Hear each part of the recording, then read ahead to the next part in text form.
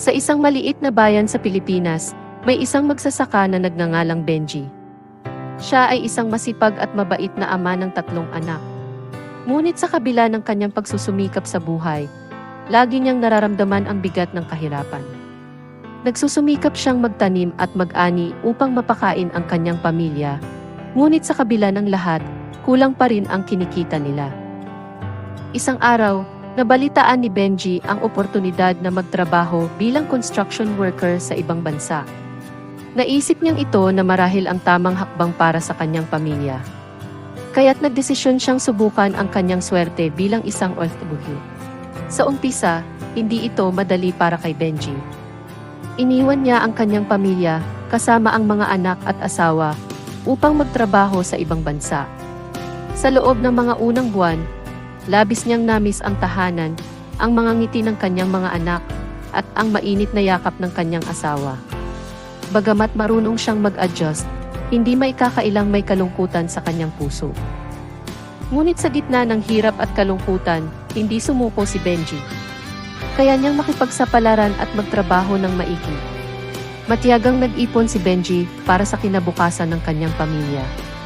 Nang makalipas ang ilang taon, nagawa niyang magpatayo ng mas malaking bahay para sa kanyang pamilya at maipagpatuloy ang pag-aaral ng kanyang mga anak. Paglipas ng panahon, nagbukas ang mga oportunidad para sa kanyang mga anak dahil sa maayos na edukasyon na kanilang natanggap. Isa-isa silang nakapagtapos at nahanap magandang trabaho sa Pilipinas. Naging mas maluwag na ang buhay ng kanilang pamilya at unti-unti natutunang kalimutan ang hirap ng nakaraan.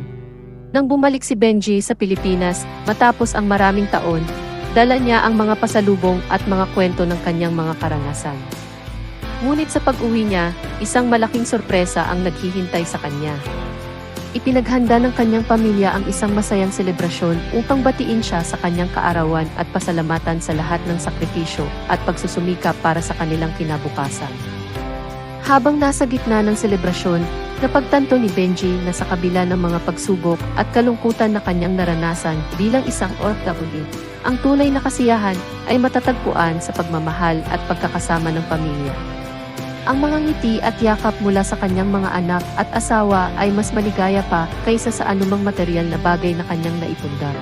Pinamalas ng kwento ni Benji na ang tunay na kasiyahan ay hindi matutumbasan ng pera o kahit anong material na bagay. Ito'y matatagpuan sa pagmamahal, pagkakasama at pagtutulungan ng pamilya sa hirap at ginhawa ng buhay.